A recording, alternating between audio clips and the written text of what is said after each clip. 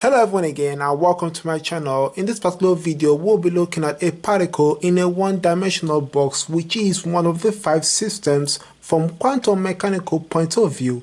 Now consider a system which is as drawn like this, like a model of an electron in a wire. So we have an electron here in a particular wire and the electron moves left to right, and on one end we have an impenetrable wall where the electron cannot penetrate into, and on the other side too we have an impenetrable wall as well, and this electron is actually moving in the x direction in here, which is a one-dimensional case in this particular scenario. Now where this wall is infinitely high with terms of the potential energy, which is represented as V. So in this particular case, which is our y coordinate, if we have our y coordinates to have an infinite high potential energy where V at x equals to infinity, then we have both ends in here to have the potential energy to be infinity in such a way that it is impenetrable in this particular end, one at the right side and one at the left side of this particular box. So if we place a particle in here, the particle can only go left and right. It can't go up and down. So in this particular space that is located in here, this space is actually having a zero potential energy, while on this particular wall area the potential energy is infinity, and the other side of the wall the potential energy is actually infinity. So what's actually the label of our wave function? The wave function actually from here to here is actually equals to 0, and on the other side of the aisle in here the wave function here is equal to 0.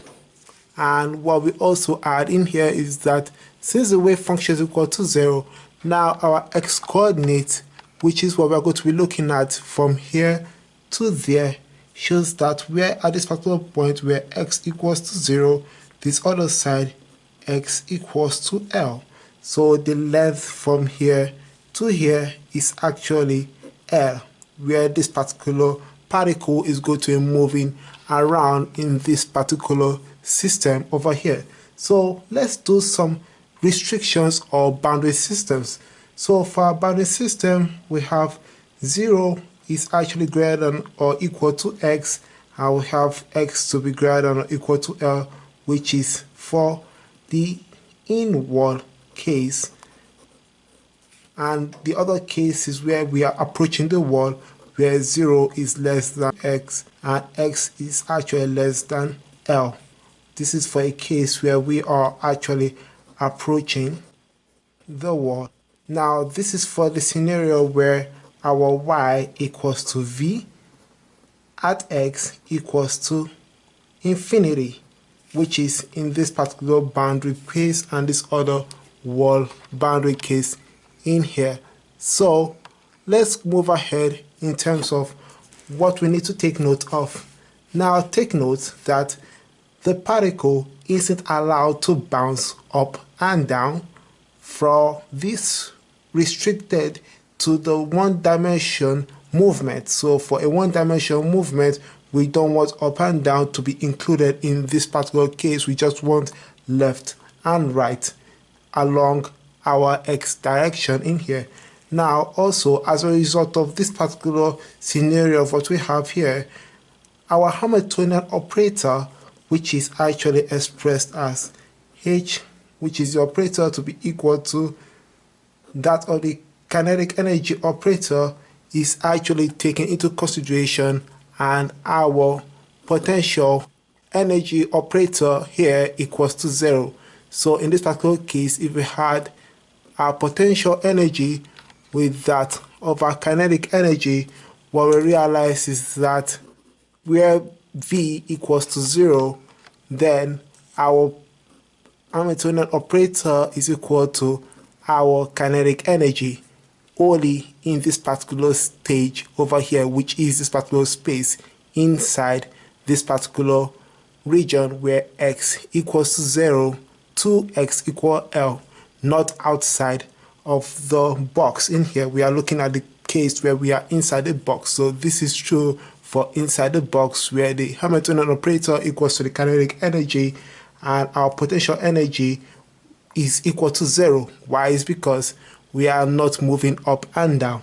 So therefore our Schrodinger's equation for the particle inside the box is expressed as this over here, where this particular part is actually our kinetic energy operator, and the kinetic operator which is taken into account in here is equal to our total energy, which is represented as E. So our kinetic operator is applied to a wave function, and our wave function, which is our eigenfunction, is reproduced, and this gives us our eigenvalue, which is our energy, which is actually our kinetic energy.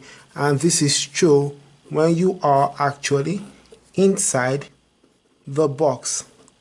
And this is for an ordinary second order differential equation, because you are performing a second order differential equation here in order for we to actually get to our energy in this particular case.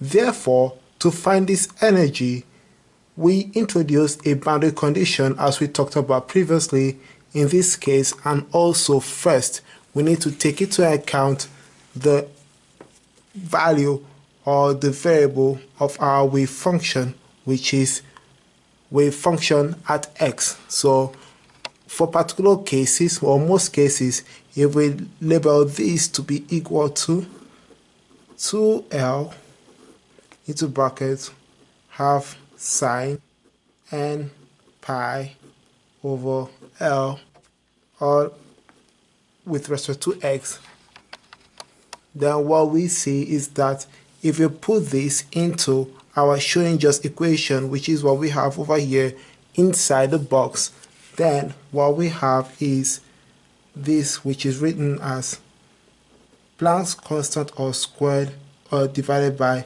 h pi squared m multiplied by d squared over dx squared.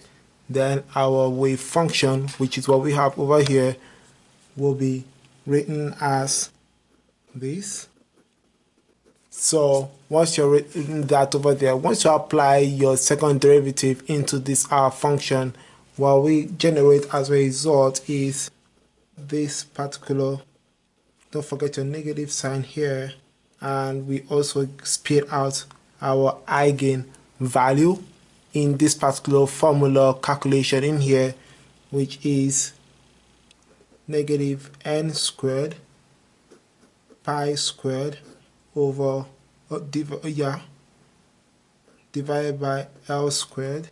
Then we have our eigenfunction being produced over here, which is 2 over L square root sine n pi L x in this particular part over here. So take note that this in here is actually our wave function as what we have over here, and why this particular region we evaluate it, which will actually produce our E, which is what we have over there. So what we got in this particular case is our negative signs cancels each other, and what we have is this cancels this, and once you do that, then our E is actually equal to h squared n squared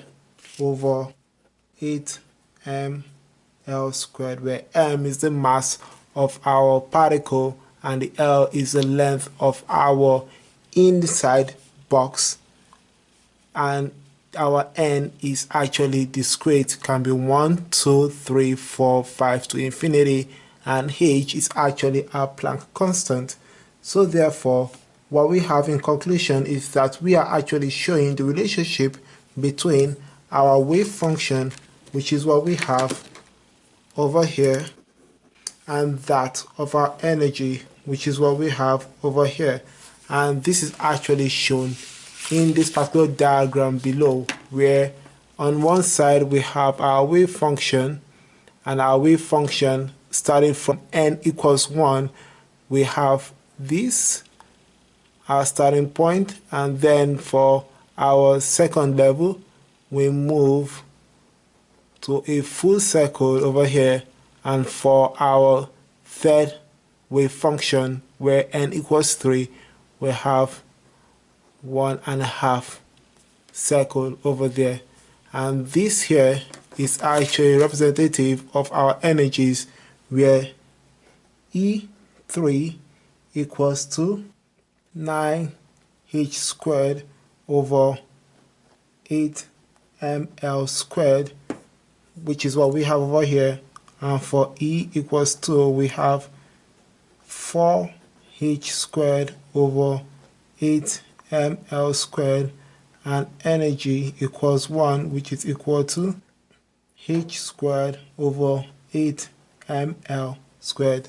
So in this particular case, where you're able to see the energy relationship with that of our wave function, then for our probability, which is where you can find our particle within our particle in this particular box over here, for a higher energy level, which is in this case n equals 3, this actually comes up because you're performing a squared function. So as a result, we have nodes being generated where we have 0 probability of finding electrons in those particular regions, and for our n equals 2, we have just 1 node in here, and for our n equals 1, we just have 0 node in this particular case over there.